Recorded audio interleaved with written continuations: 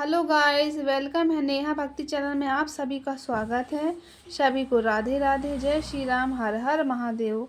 आज हम हरतालिका तीज की व्रत कथा की वीडियो बना रहे हैं।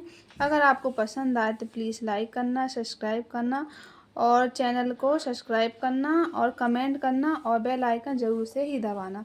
सभी को हर हर महादेव, हर हर महादेव। अब हम हरतालिका तीज व्रत कथा शुरू कर रहे हैं और इसकी विधि इस प्रकार है। यह व्रत भादव मास शुक्ल पक्ष तृतीया को किया जाता है। यह व्रत निराहार होकर किया जाता है।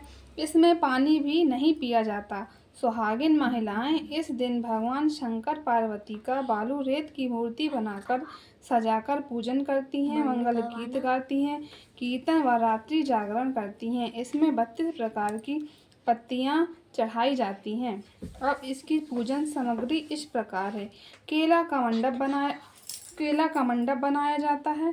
दूध, सुहाग, पिटारी, गंगा जल, दही, चूड़ी, चावल, घी, बिछिया, फूल, हार, शक्कर, शहद, शीश, चंदन, कलश, नारा, डोरा, केसर, दीप, फल, पान, मिश्री, धूप, सुपारी, महावर की रोली, वस्त्र, सिंदूर, पकवान और चूरमा और मिठाई इस पूजा विधि का इस प्रकार समान है।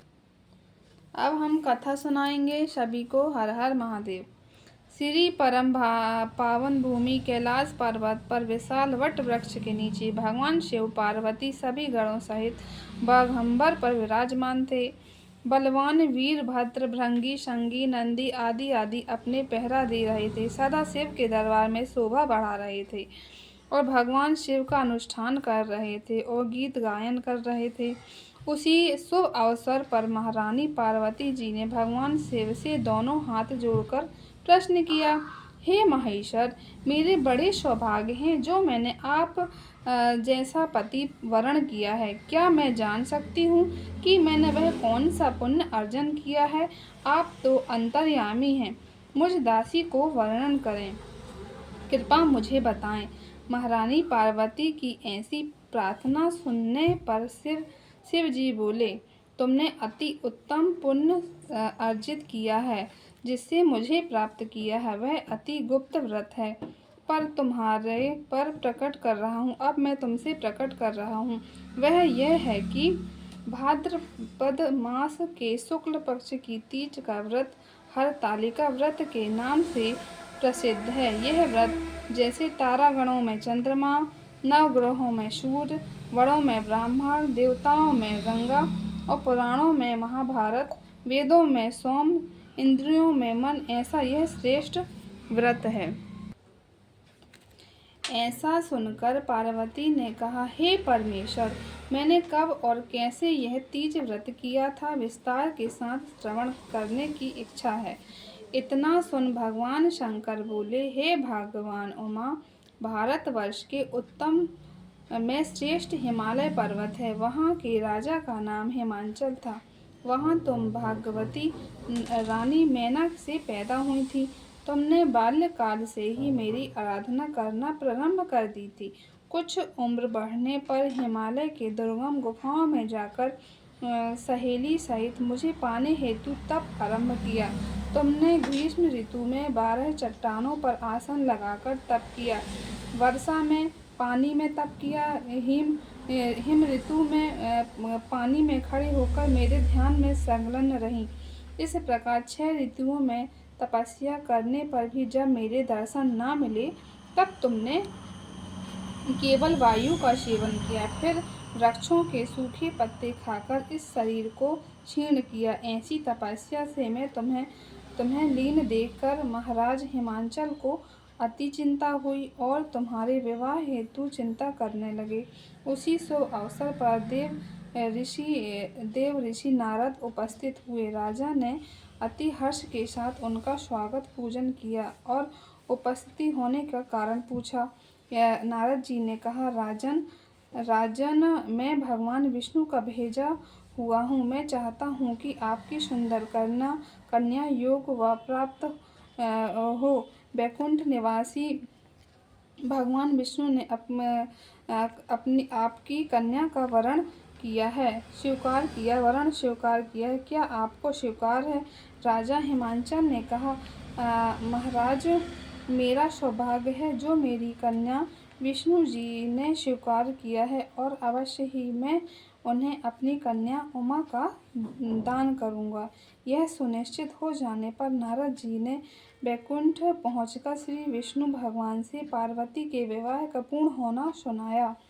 और इधर महाराज हिमाचल ने वन में पहुंचकर पार्वती को भगवान विष्णु से विवाह होने का निश्चय हो चुका सुनाया। ऐसा सुनते ही पार्वती को महान दुख हुआ। उस दुख से तुम विलाप होकर सखी के पास पहुंचकर विलाप करने लगी। तो तुम्हारा विलाप देख सखी ने तुम्हारी इच्छा जानकर कहा, देवी, मैं तुम्हें ऐसी गुफा में तपस्या के लिए ले चलूंगी जहाँ महाराज हिमांचल भी न आ पाएंगे। ऐसा कह सहेली उमा सहित हिमांचल की गहन गुफाओं में विलीन हो गईं।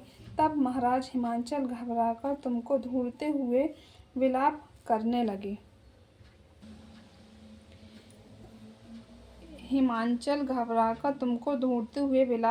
लगे। मैंने वचन दिया है, वह कैसे पूर्ण होगा? ऐसा कह वह मूर्छित हो गए। तब सभी पुरवासियों के साथ लेकर ढूंढने पर महाराज ने पदार्पण ऐसी चिंता करके कहा है, क्या मेरी कन्या को कोई बाघ ले गया, सर्प खा गया, राक्षस ले गए? उसी समय अपनी सहेलियों के साथ गहन गुफा में पहुंच बिना जल अन्न के मेरे व्रत को आरंभ करके नदी की बालू का लिंग स्थापित कर विधि विधान से पुष्प फलों से पूजन करने लगी। उसी दिन भाद्रपद मास की तृतीया शुक्ल पक्ष हस्त नक्षत्र युक्त प्राप्ति मेरी पूजा के फलस्वरूप मेरा सिंहासन हिल उठा।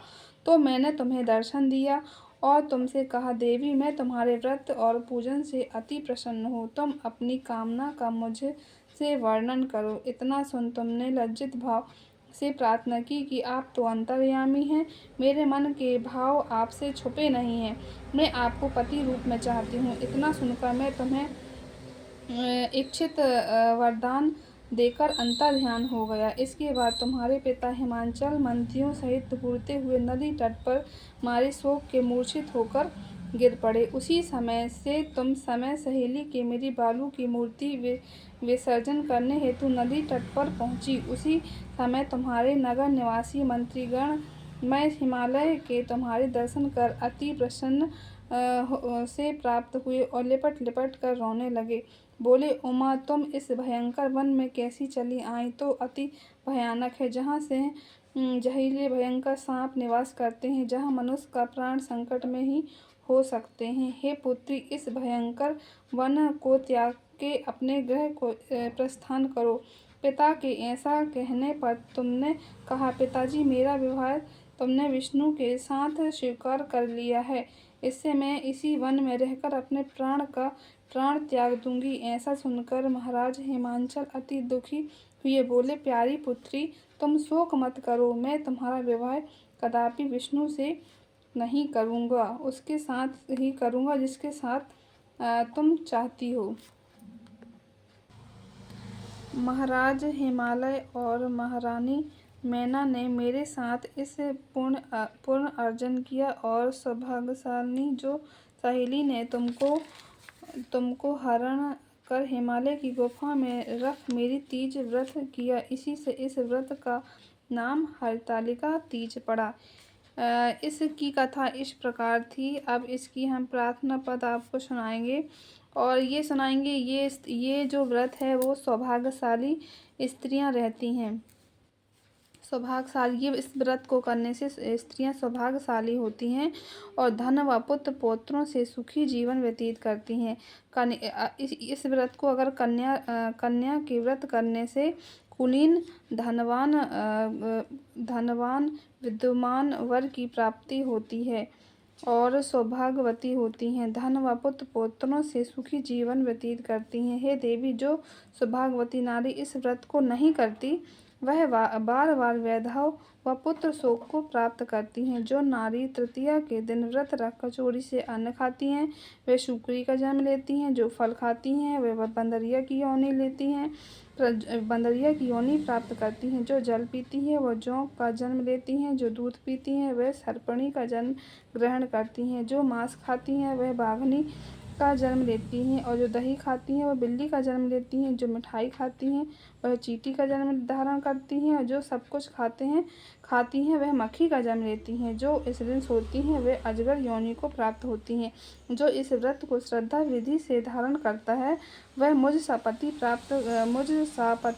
प्राप्त करती हैं। वह दूसरे जन्म में तुम्हारे सनाम स्वरूपवान होकर संसार में उत्तम सुख भोगती हैं। इसकी कथा इस प्रकार थी, और इसकी एक प्रार्थना है जो हम आपको बताएंगे। पूजा होने के बाद हम शिव पार्वती और शंकर जी की पूजा करने के बाद हम इस प्रार्थना को बोलेंगे मन में।